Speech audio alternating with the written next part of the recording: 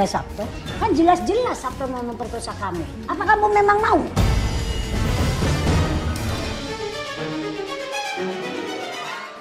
Bu? Mas! Mas, stop! Diam kamu, gak usah ikut campur. Bapak kira saya takut sama Bapak. Iya.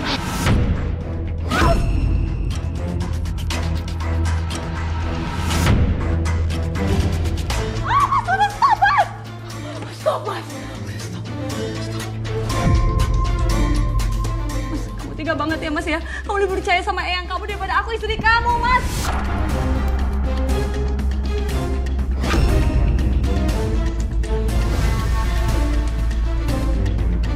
Kamu tega sama aku, Mas.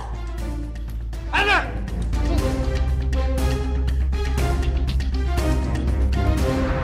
Ya ampun Mbak, jadi suami kamu sendiri tuh sudah benar-benar terhasut sama Eyang. Iya Mbak, sampai omongan saya aja tuh nggak pernah didengar sama dia Mbak. Karena dia lebih percaya sama Eyangnya. Ya ampun Mbak, kasihan banget kamu. Terus kamu kabur kemana? Waktu itu saya mau kabur Mbak. Tapi karena masyarakat terus ngejar saya panik Mbak. Saya masuk ke kamar dan saya bersembunyi di sana. Tunggu. Kamar yang kamu maksud? Yang kamar rahasia itu? Iya. Kamar yang kamu dengar suara tangisan bayi ketika kamu pertama kali tidur di rumah Eyang? Iya Mbak. Anya, kamu di mana Anya? Gak ada pilihan lain. Aku harus kayak gimana? Anya, jangan lari Anya!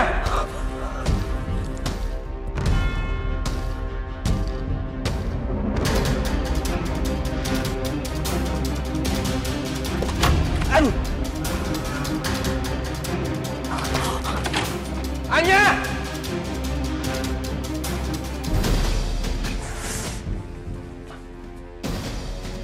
Anya, kamu jangan sembunyi ya.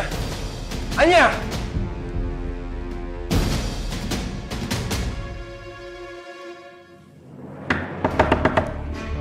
Anya! Please jangan masuk sini Mas, please. Ini kan ruangan Eyang yang dilarang.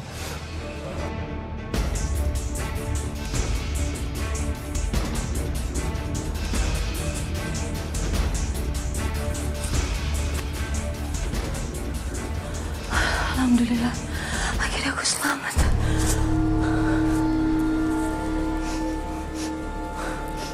Bau apa ini? Bau banget. Kamar rahasia itu bau anyir Mbak. Iya Mbak, baunya tuh kayak bau bangke. Dan dengan baunya kayak gitu kamu masih bisa bertahan Mbak di kamar itu? Mau gimana lagi Mbak? Tapi Mbak, kamu tahu nggak Mbak, sumber bau di kamar itu berasalnya dari mana? Ternyata sumber baunya Mbak berasal dari lemari yang ada di kamar itu Mbak.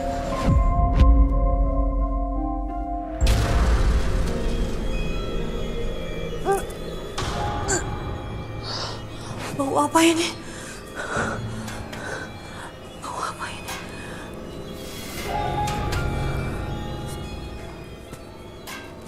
Sepertinya baunya ada di dalam sini.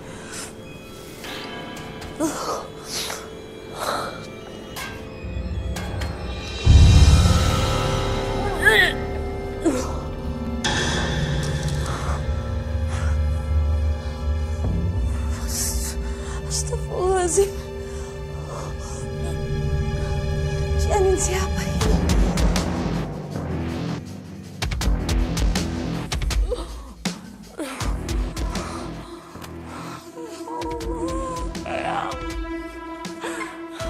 Janin siapa itu? Banyak sekali.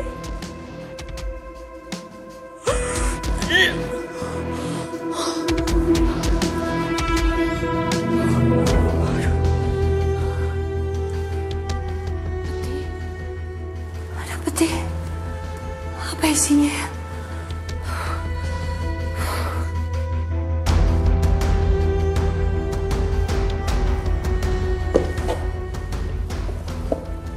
Ya Allah, ada emas, banyak banget. Ada juga surat.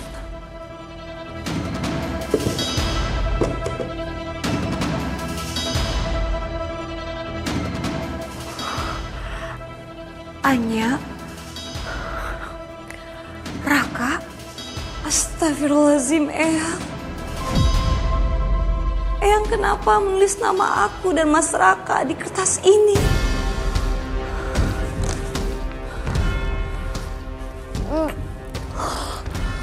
Astagfirullahaladzim, Eyang. Ada apa ini sebenarnya? Jadi selama ini Mbak, ternyata kecurigaan saya tuh terbukti Mbak. Eyang melakukan pesugihan untuk kekayaan Mbak. Kok tega sih yang melakukan itu? Saya juga nggak habis pikir Mbak, kenapa Eyang begitu. Pantesan selama ini saya sering dengar suara tangis bayi. Dan ternyata itu pertanda agar saya waspada. Terus Eyang tuh gimana Mbak? Dia ikutan nyari kamu juga nggak? Eyang nggak berhenti di situ Mbak. Dia melakukan kejahatan lain. Dan dia bukan cuma tega membunuh darah dagingnya sendiri. Tapi Eyang juga membunuh Pak Sabto Mbak. Astaga. Innalillahi wa inna ilaihi raji'un. Pak Sabto udah meninggal. Innalillahi wa inna ilaihi raji'un. Pak Sabto pasti dibunuh sama Bu Lasmi. Saya sih curiganya begitu, Pak. Iya, Bu. Bapak-bapak, ibu-ibu, ada apa ini ngerumun di sini? Itu Mbak, Pak Sabto meninggal. Ya Allah, Pak Sabto. Innalillahi wa inna ilaihi raji'un. Ayo kita panggil aja Pak Sabto. Udah, ayo kita bantu yuk. Ayo. Ayo Pak.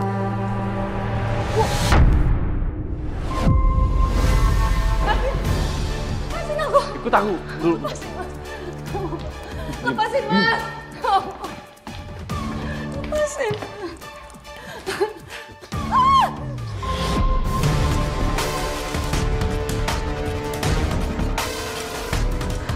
Eyang kamu Mas, sudah menumbalkan keluarga kamu untuk pesugihan Mas.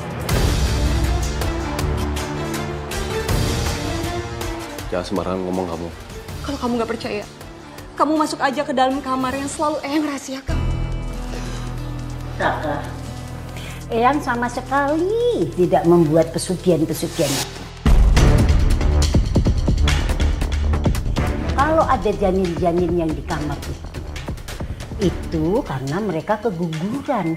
Dan itu saudara-saudara kamu akibat dari diusir oleh warga.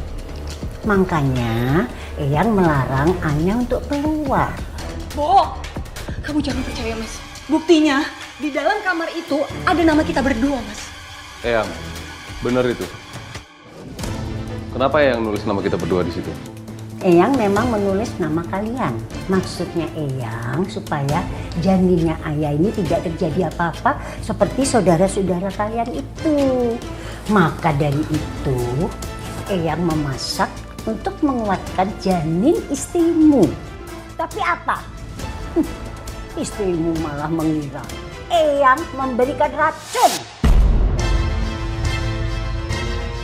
Eyang, di saat seperti ini Eyang masih aja manipulatif ya.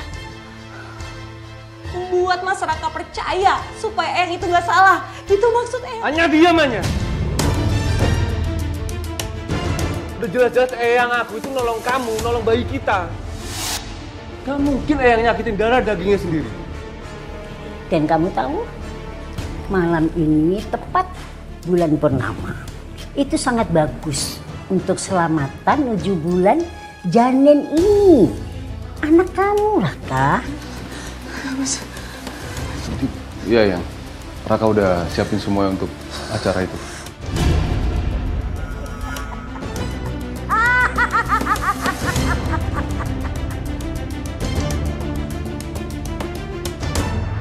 Jadi Eyang mau merayakan acara 7 bulanan kamu, Mbak?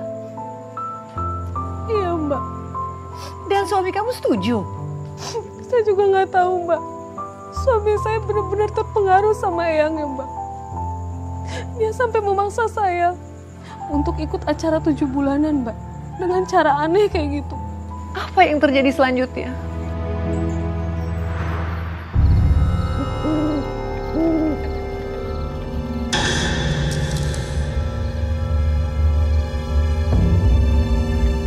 Ada yang gak beres ini. Aku harus segera pergi dari sini. Kamu mau kemana? duduk dulu. Ritual ini belum selesai. Anya, ikutin aja semua proses acara ini ya. Demi anak kita loh. Raka, tolong ambil telur di dapur. Tadi Eyang lupa. Cepet. Oh iya.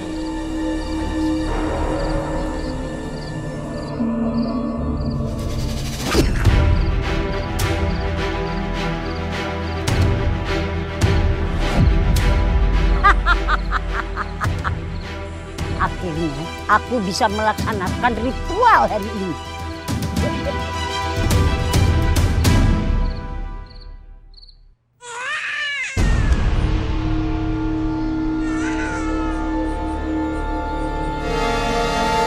Kayak aku dengar suara tangis bayi.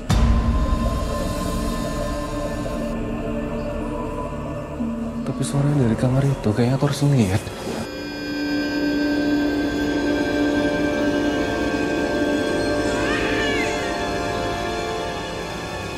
Aku harus buka nih kamar.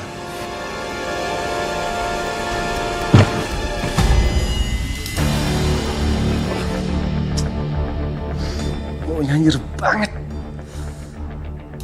Bener yang dibilang sama si Anya.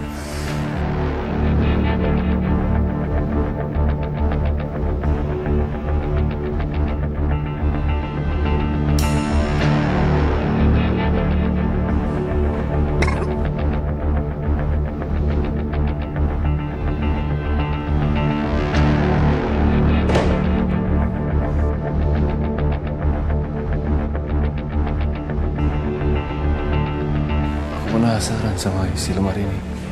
Baunya dari sini semua.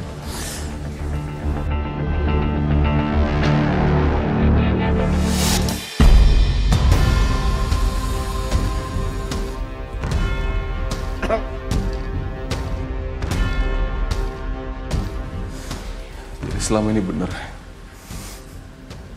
Eyang tega ngelakuin semua, dia rela ngebunuh semua darah dagingnya hanya karena untuk pesugihan.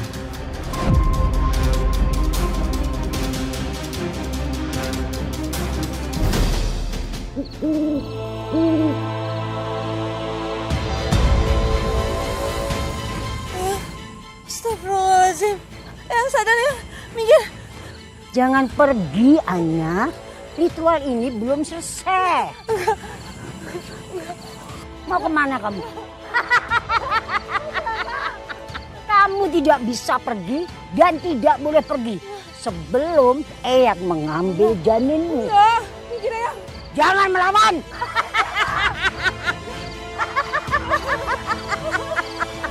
Jangan sakitin Anya, Eyang. Begini caramu untuk hancurkan aku. Anya. Sudah aku dalam hidupmu.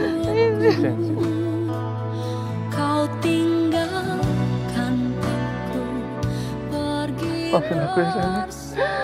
Coba kalau dari dulu aku percaya sama kamu, semua pasti nggak akan pernah terjadi seperti ini. Aku maafin kamu. Sendiri di sini. Akhirnya Eyang meninggal, Mbak. Eyang meninggal karena tenggelam, Mbak. Innalillahi wa inna ilaihi roji'un. Saya turut berduka ya, Mbak. Makasih, Mbak. Dan kamu sendiri, Mbak, saat itu. Bagaimana dengan kondisi kehamilan kamu? Apakah bisa diselamatkan? Alhamdulillah, Mbak. Janin saya bisa diselamatkan dan bisa lahir dalam keadaan sehat. Untung aja waktu itu kita cepat ambil tindakan, Mbak. Saya nggak ngebayangin kalau waktu itu kita nggak tepat waktu dan telat 1 menit aja. Duh, alhamdulillah, Mbak. Saya ikut lega mendengarnya. Dan mayat-mayat janin yang ada di dalam lemari itu, Mbak. Apa yang terjadi setelah Eyang meninggal? Saya dan suami saya menguburkannya di pekarangan rumah Eyang, Mbak.